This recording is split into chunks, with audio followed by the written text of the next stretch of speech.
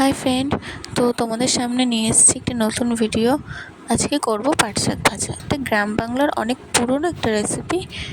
তো এই পাট শাক ভাজা সাধারণত সবাই করতে পারে, কিন্তু একটা সহজ রেসিপি কীভাবে করতে হয় সেটা আজ আমি তোমাদেরকে দেখাবো। প্রথমে পাট শাকগুলো বেছে নাও ভালো করে, ব্যাস এক চুটকিতে বেছে দিলাম। তার জন্য লাগবে রসুনটাকে একটু থেতো করে নাও, লাগবে শুকনো লঙ্কাটাকেও ভেঙে নাও, আর লাগবে কালো জিরে। এই তিনটের স্বাদে হেভি সুন্দর লাগে। তো এরপর দেখো, কড়াই বসিয়ে দিয়েছি। কড়াই একটু গরম জল করতে দিলাম। গরম জল হয়ে গেছে, এবার একটু লবণ দিয়ে পাট শাকগুলো আমরা দিয়ে দেবো। পাট শাকগুলো দিয়ে দেওয়ার পর একটু নেড়ে নিচ্ছি, পাট শাকটা হতে থাকুক। এখন তোমাদের মনে প্রশ্নই আসতে পারে যে পাট শাক কেন সিদ্ধ করে নিলে। আসলে এটা খুব ছোটো না, তো একটু বড়ো হয়ে গেছিলো, তার জন্য মনে হলো সিদ্ধ করে নিলাম।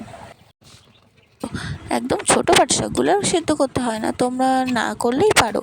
তো আমার মনে হলো যে একটুখানি সিদ্ধ করলে ভালো হবে, তার জন্য করলাম। এবার জলটাকে আমরা ঝরিয়ে নিলাম। জলটা ঝরিয়ে নেওয়ার পর আবার কড়াই বসিয়ে দিলাম। কাঠের উনুনে রান্না হচ্ছে, তো তোমরা একটু অ্যাডজাস্ট করে নাও। কড়াইটা গরম হয়ে গেল, তেল দেওয়ার পর দিয়ে দিলাম শুকনো লঙ্কাগুলো। শুকনো লঙ্কা দেওয়ার পর দিলাম রসুন। দেখো, রসুনটা দেওয়ার পরে আমরা একটু নেড়ে নিলাম। আর ওই যে সাইডে লঙ্কাগুলো দেখলে না, ওটা তুলে রেখেছিলাম।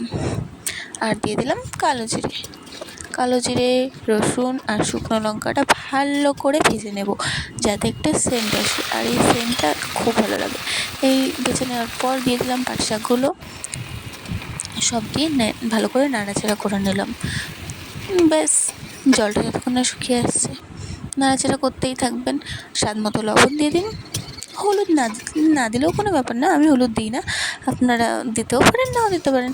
তো এবার আর হলুদ যদি দেনও, তাহলে ওই তেলের মধ্যে একটুখানি দিয়ে দেবেন, ভালো হবে।